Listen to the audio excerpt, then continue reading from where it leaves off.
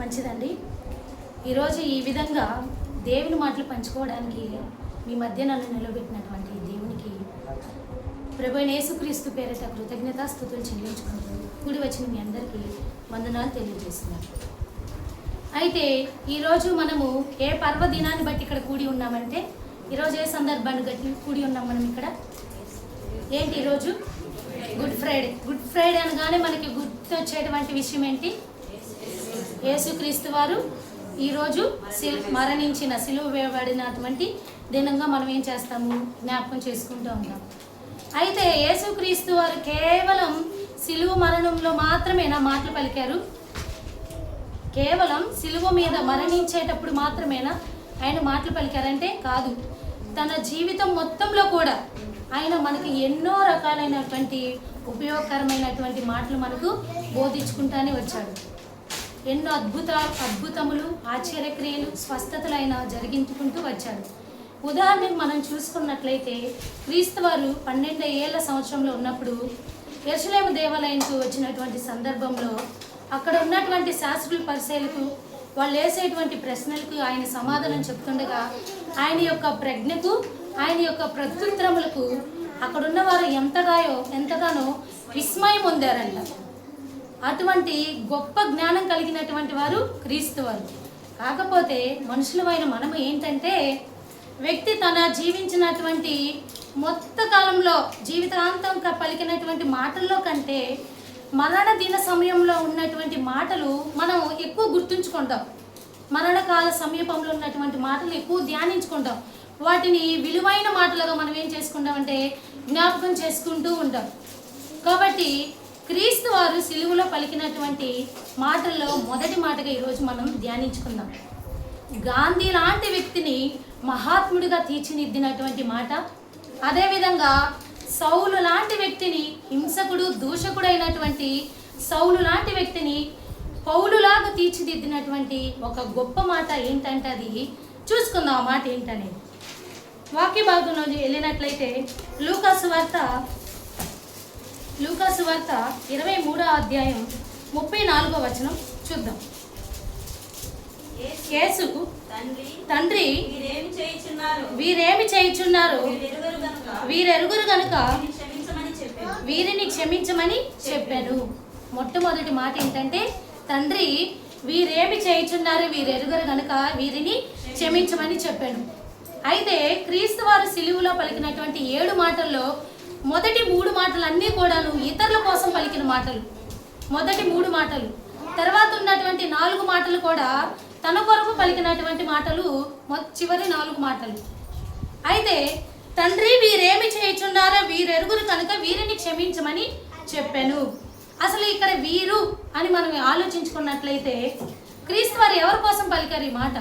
వీరు అని ఎందుకన్నారు ఇక్కడ అని మనం గమనించినట్లయితే, క్రీస్తు వారిని సిలువ వేయాలి, క్రీస్తు వారిని మరణించేటట్టు చేయాలి, చంపివేయాలని ఆలోచించినటువంటి ఉద్దేశం కలిగినటువంటి మొట్టమొదటిగా ఆలోచించినట్లయితే ఇస్కరియోతు యూదా గారు. ఆయనే కదా క్రీస్తు వారిని అప్పగించినటువంటి వ్యక్తి. ఇస్కరియోతు యూదా కానీ, అదేవిధంగా ప్రధాన యాజకులు కానీ, పరిసయ్యులు కానీ, శాస్త్రుల పరిసయ్యులు కానీ, పిలాతు కానీ, అదేవిధంగా అక్కడ ఉన్నటువంటి సైనికులు కానీ, అదేవిధంగా పెద్దలు కానీ, అక్కడ ఉన్నటువంటి ప్రజలు వాళ్ళందరూ ఏమన్నారు? మాకు ఆ బర్నబానైనా అతను అక్కడ ఉన్నటువంటి బరపాని వాళ్ళని విడుదల చేయండి, పర్లేదు, కానీ ఈ క్రీస్తును మాత్రం ఏం చేయాలి? సిలువ వేయండి. సొంత జనాంగమే, యూదా జనాంగమే, ఈయన్ని సిలువ వేయండి వేయండి అని ఎంతగానో ఆయన్ని కేకలు వేశారంట. సొంత జనాంగమే. అందుకని ఆయన ఏమంటున్నాడు? వాళ్ళని ఉద్దేశించి క్రీస్తు వారు ఏమంటున్నారంటే, తండ్రి వీరేమి చేయుచున్నారో వీరికి తెలియదయ్యా, వీరిని క్షమించుము. మరి వీళ్ళకి నిజంగానే తెలియదా ఈయనే క్రీస్తు అని? ఈయనకి తెలుసా తెలియదా అని ఒకసారి మనం ఆలోచించినట్లయితే, ఒకసారి మనం అపోస్తుల కార్యాలు 17వ అధ్యాయం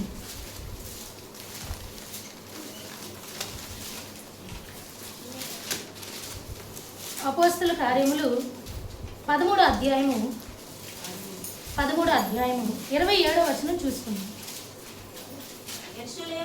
యెరూషలేములో కాపురముండు వారును వారి అధికారులను ఆయననైనను ప్రతి విశ్రాంతి దినమున చదవబడుతున్న ప్రవక్తల వచనములనైనను గ్రహింపక ఆయనకు శిక్ష విధించుట చేత ఆ వచనములను నెరవేర్చిరి. యెరూషలేములో కాపురముండు వారును వారి అధికారులను, అక్కడ ఉన్నటువంటి జనాంగం మొత్తము ప్రతి వారంలో విశ్రాంతి దినమును తప్పకుండా కూడుకుంటారు వాళ్ళందరూ. కానీ అక్కడ ఉన్నటువంటి లేఖనాలు చదువుకుంటారు.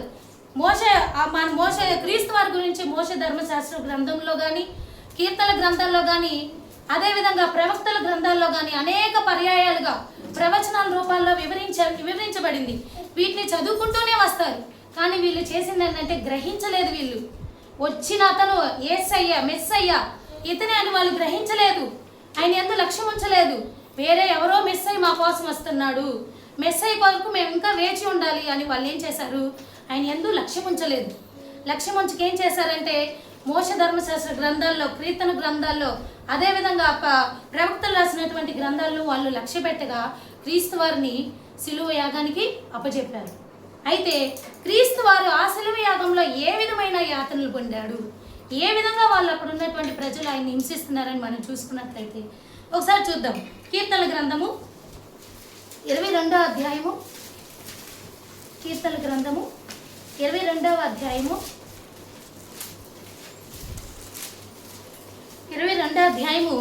12వ వచనం చూసుకుందాం ఒకసారి. వృషభములు అనేకములు నన్ను చుట్టుకొని ఉన్నవి, భాషాను దేశపు బలమైన వృషములు నన్ను ఆవరించి ఉన్నని, చీల్చుచును గర్జించుచునుండు సింహము వలె వారు నోళ్లు తెరచుచున్నారు. నేను నీళ్ళ వలె పారబోయబడి ఉన్నాను, నా ఎముకలన్నీ స్థానము తప్పి ఉన్నవి, నా హృదయము నా అంతరంగమందు మైనము వలె కరిగి ఉన్నది, నా బలము ఎండిపోయి చిల్ల పెంకు వలె ఆయను, నా నాలుక నా దావడను అంటుకొని ఉన్నది. చాలండి.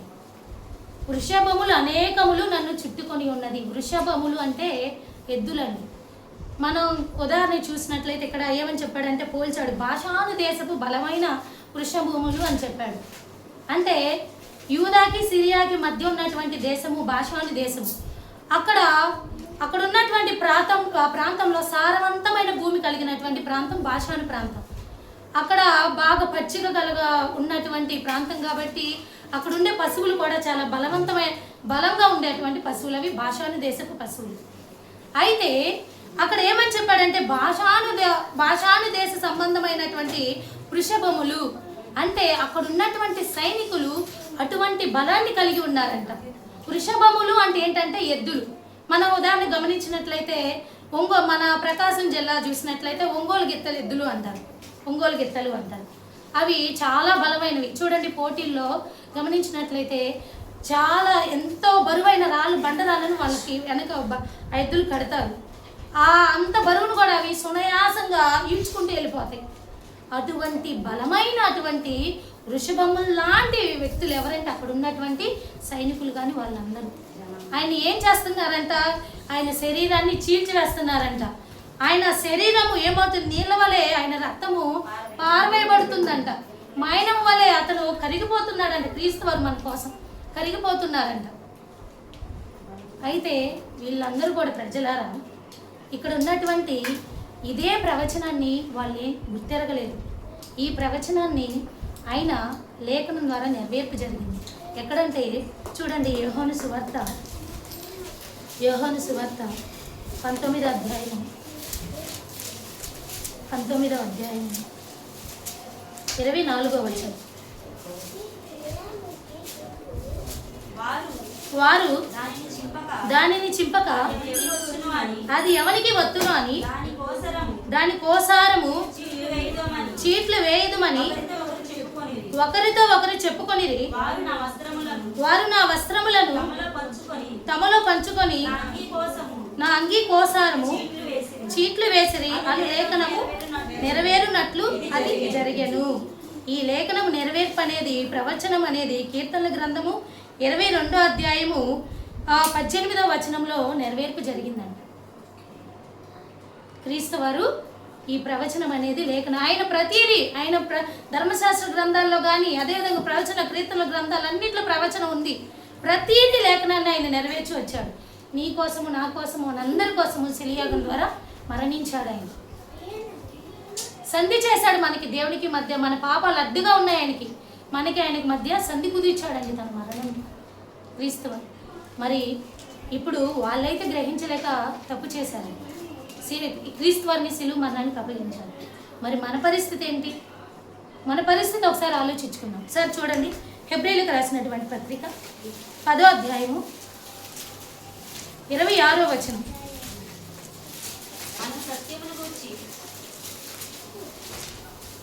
మన సత్యమును గూర్చి అనుభవ జ్ఞానము పొందిన తరువాత బుద్ధిపూర్వకముగా పాపము చేసిన ఎడల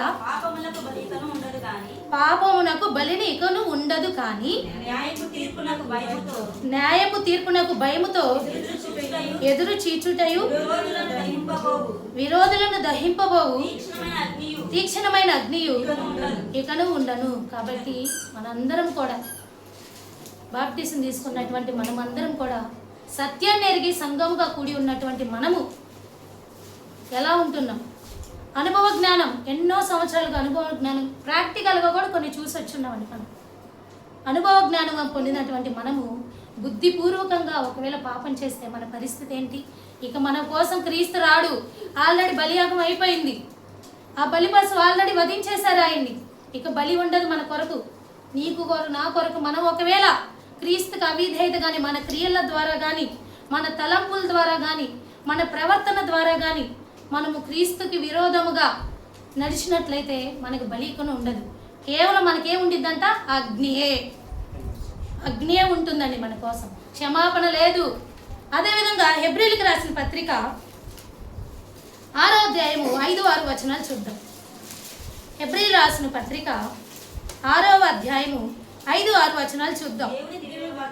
దేవుని దివ్య వాక్యమును రాబో యుగ సంబంధమైన శక్తుల ప్రభావం అనుభవించిన తర్వాత తప్పిపోయిన వారు తమ విషయములో దేవుని కుమారుని మరలా సిలువ వేయచ్చు బాహాటముగా ఆయనను అవమానపరుచుచున్నారు కనుక మారు మనసు పొందినట్లు అట్టి వారిని మరలా నూతన పరచుట అసాధ్యము. కాబట్టి దేవుని దివ్యవాక్యము, రాబో యుగ సంబంధమైన శక్తులు ఎదిగినటువంటి మనము ఒకవేళ ఆయన యొక్క శక్తులు అనుభవించిన తర్వాత తప్పిపోయిన వారమైతే మనమే ఏం చేస్తున్నామంటే క్రీస్తు వారిని బాహాటముగా సిలువ వేస్తున్నామంట. వాళ్ళు వేసిన సిలువు కన్నా మరీ ఎక్కువగా మనం క్రీస్తు వారిని సిలువ వేయుచున్నామంట.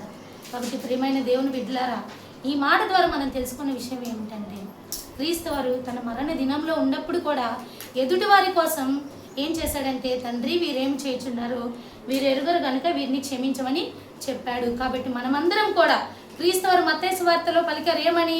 మీరు దేవుని కుమారులు ఎవరైతే అవ్వాలనుకుంటున్నారో, వాళ్ళు ఎవరైతే ఉన్నారో మీరందరూ కూడా మీ శత్రువులను ప్రేమించండి, మిమ్మల్ని హింసించే వాని కొరకు ప్రార్థించండి అని క్రీస్తు వారు తన శిలువ మరణం ద్వారా ఒక చట్టాన్ని తీసుకొని వచ్చారు. నీ శత్రువులను ప్రేమించండి, మిమ్మల్ని హింసించే వాని కొరకు ప్రార్థించండి. ఈ చట్టాన్ని మనము నెరవేర్తించాలంటే ముందుగా క్రీస్తు వారు పలికిన మాట, నిన్ను వలె నీ పొరుగు వారిని ప్రేమించుము. ప్రేమించే అనే లక్షణం ఉంటే క్షమించే లక్షణం ఆటోమేటిక్గా వచ్చింది.